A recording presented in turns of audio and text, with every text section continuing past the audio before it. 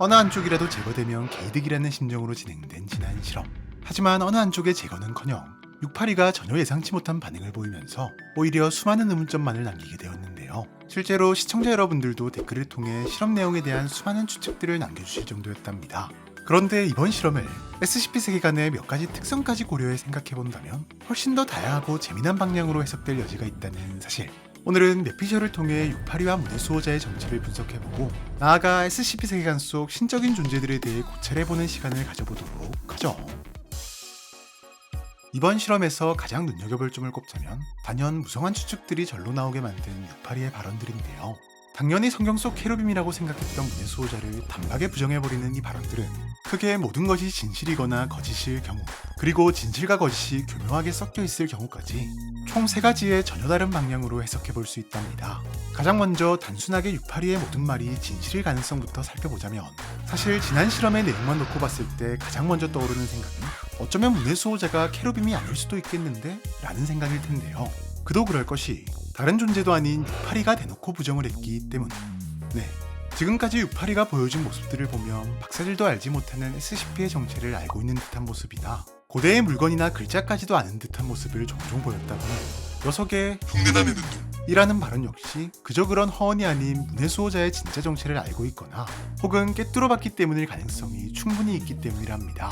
즉 문의 수호자는 어떤 꿍꿍이를 가지고 케루빔인 척하는 또 다른 위험한 존재, 가령 케루빔의 유명세를 빌려 세력을 키우려는 사이비 종교의 일원이라거나 성경 속 고귀한 공간인 에덴을 지키는 척 위험한 공간과 지구를 연결 중인 침략자일 수도 있는 것인데요. 다만 이는 개인적으로 가능성이 가장 낮다고 생각하는데 그 이유는 682가 언급한 과일과 저주라는 단서 때문. 녀석은 문의 수호자에게 대드는 과정에서 은근슬쩍 자신의 정체에 대한 단서를 흘렸는데 이 단서들을 토대로 보자면 682의 정체는 많은 분들의 추측대로 성경 속 이브에게 선악과를 먹도록 유혹한 뱀일 가능성이 상당히 높아 보인답니다. 녀석의 말 그대로 선악과를 먹게 한 벌로서 절대 죽을 수 없는 몸이라는 저주를 받아 탄생한 것이 682라고 생각하면 상당 부분 들어맞는데요. 하지만 이는 너무 딱딱 들어맞기 때문에 오히려 사실이 아닐 가능성이 높아 보인다는 사실. 실제로 지금까지 682는 자신이 가진 정보는 물론 특히 자신의 정체에 대한 정보를 직접적으로 드러낸 적이 없는 신중하고 비밀스러운 모습을 보여줬는데 갑자기 자신의 정체와 관련된 중요한 단서를 대놓고 드러낸다는 것이 상당히 이질감이 드는 부분이랍니다. 그래서 고려할 수 있는 것이 바로 두 번째 가능성인 682의 말이 모두 거짓일 경우인데요. 원래부터 모든 생명체를 극도로 싫어하는 데다 특히 인간을 싫어하는 모습을 보였던 682. 게다가 박사들에게는 악감정이 없을래야 없을 수 없는 682다 보니 평소 자신의 박학다식함을 잘 알고 있는 박사들이라면 중요한 정보와 관련된 자신의 말을 그냥 흘려듣지 못할 것이라 생각하고 일부러 연구에 혼선을 주기 위해 그럴듯한 거짓말을 했을 가능성이 충분히 있는 것. 하지만 이 가능성은 한 가지 사실을 설명하는 데 부족함이 있는데 바로 문의 수호자에 대한 카인과 아벨의 반응.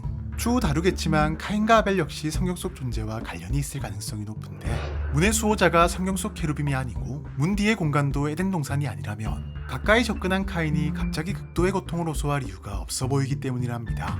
자, 그렇다면 마지막으로 682가 진실과 거짓을 교묘하게 섞어서 말하고 있는 것이라면 어떨까요?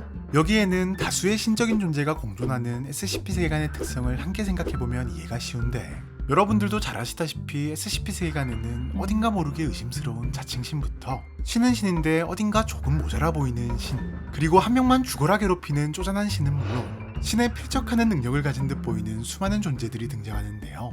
그리고 이 말인즉슨 신을 보좌하는 천사라는 존재, 그리고 천국 혹은 낙원이라 불리는 장소도 다양하게 존재할 수 있다는 것. 즉 문의 수호자는 하느님을 섬기는 천사 케루빔이 맞지만 682는 완전히 다른 신에 의해 창조된 존재로 두 녀석이 각자 다른 신을 섬긴다는 가정하에 682의 말을 다시 한번 해석해보면 이곳은 나의 신이 만든 진정한 동산이 아니며 너 역시 나의 신을 보좌하는 진짜 천사의 모습을 흉내내고 있는 놈일 뿐이다 라고 생각해볼 수 있는 것이랍니다. 그러고 보면 반항 한 번 못하고 얻어맞을 만큼 압도적인 힘의 차이가 있었음에도 불구하고 682가 인간들은 거부할 수 없었던 문의 수호자의 명령만큼은 저항할 수 있었던 이유도 하느님이 아닌 완전히 다른 신의 건속 아래에 있기 때문이며 어쩌면 이는 과거 SCP-343 신이 682를 보며 한 말인 나의 건속이 아니다 라는 언급과도 연결지어 생각해볼 수 있을 것 같은데요.